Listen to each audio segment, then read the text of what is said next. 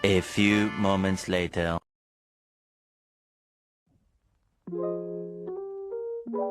Politik. Etika adalah suatu ilmu yang membahas tentang arti baik dan buruk, benar dan salah. Kemudian, manusia menggunakan akal dan hati nuraninya untuk mencapai tujuan yang baik dan benar sesuai dengan tujuan yang dikehendaki. Politik adalah menggunakan dan membagi kekuasaan untuk mengeluarkan kebijakan yang diperuntukkan untuk mengatur masyarakat dan ditunjukkan demi kepentingan bersama-sama.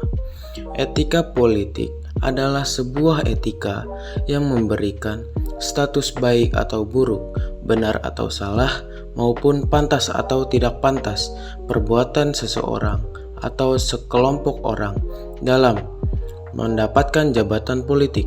Etika politik juga merupakan upaya untuk memperluas lingkup kebebasan dengan cara masyarakat ikut berpartisipasi dalam kehidupan sosial politik, termasuk berdemokrasi dan berpendapat tanpa tekanan, serta menciptakan institusi yang lebih adil. Mengapa etika politik itu penting? Etika politik penting banget karena berhubungan langsung dengan kepercayaan politik. Bayangkan kalau pemimpin di Indonesia tidak jujur, korupsi, atau hanya memikirkan kepentingan pribadi saja, itu dapat membuat masyarakat kehilangan kepercayaan dan menyebabkan kerusakan yang parah. Maka dari itu, etika politik itu seperti fondasi dari kepercayaan antara pemerintah dan rakyat. Etika politik untuk meliputi beberapa hal penting, seperti kepatuhan kepada hukum. Pemimpin politik di Indonesia harus taat kepada hukum yang berlaku dan tidak melakukan tindakan yang melanggar aturan. Kedua, transparansi. Para pemimpin politik di Indonesia harus bersikap terbuka dan jujur tentang kebijakan dan keputusan yang mereka ambil. Ketiga, akuntabilitas. Pemimpin di Indonesia harus bertanggung jawab atas keputusan dan tindakan mereka, dan harus siap menerima kritik dan saran dan sanksi jika diperlukan. Keempat, kejujuran dan integritas. Harus ada kejujuran dalam setiap tindakan dan keputusan yang diambil tanpa adanya korupsi maupun manipulasi. Kelima, kepentingan publik. Semua keputusan yang diambil oleh seorang pemimpin harus mengutamakan kepentingan umum dan bukan hanya untuk kepentingan pribadi atau kelompok tertentu. Contoh pemimpin yang melanggar etika politik di Indonesia. Yang pertama adalah korupsi dan suap. Ini adalah salah satu pelanggaran etika politik yang paling sering terjadi. Banyak pemimpin di Indonesia yang terjerat kasus korupsi dan suap, misalnya beberapa pejabat yang ketahuan menerima suap dari pengusaha untuk meloluskan proyek tertentu atau mengubah kebijakan. Tindakan ini jelas melanggar prinsip kejujuran dan kepentingan publik karena keputusan yang diambil lebih menguntungkan pihak tertentu ketimbang rakyat banyak. Kedua, penyalahgunaan kekuasaan.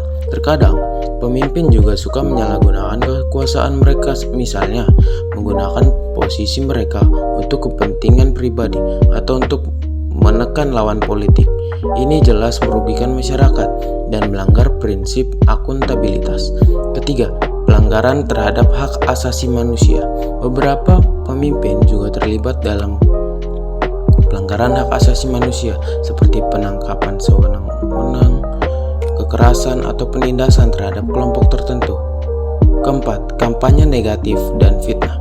Dalam politik ada juga pemimpin yang suka melakukan kampanye negatif dengan cara menyebarkan fitnah atau informasi yang tidak benar tentang lawan politik mereka. Ini jelas melanggar prinsip kejujuran dan transparansi. Kelima, politik uang. Dalam beberapa kasus, pemimpin menggunakan politik uang untuk mengaruhi pemilihan umum atau keputusan politik.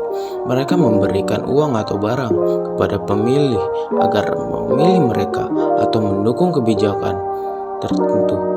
Ini jelas merusak integritas proses demokrasi dan melanggar etika politik. Dampak dari pelanggaran etika politik pertama adalah kehilangan kepercayaan publik karena pemimpin melanggar etika politik. Masyarakat menjadi kehilangan kepercayaan pada pemerintah dan lembaga-lembaga publik. Ini bisa membuat politik menjadi tidak stabil dan mengurangi partisipasi masyarakat dalam proses demokrasi. Kedua, kerusakan sosial dan ekonomi.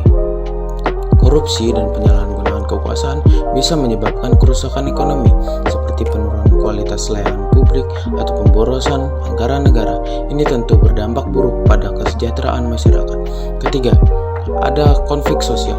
Pelanggaran hak asasi manusia atau penindasan terhadap kelompok tertentu bisa menimbulkan konflik sosial dan ketidakadilan di masyarakat. Keempat, ada penurunan kualitas demokrasi. Ketika etika politik tidak diindahkan, kualitas demokrasi bisa menurun. Itu bisa mengakibatkan kebijakan yang tidak pro rakyat dan kurangnya transparansi dalam pemerintahan.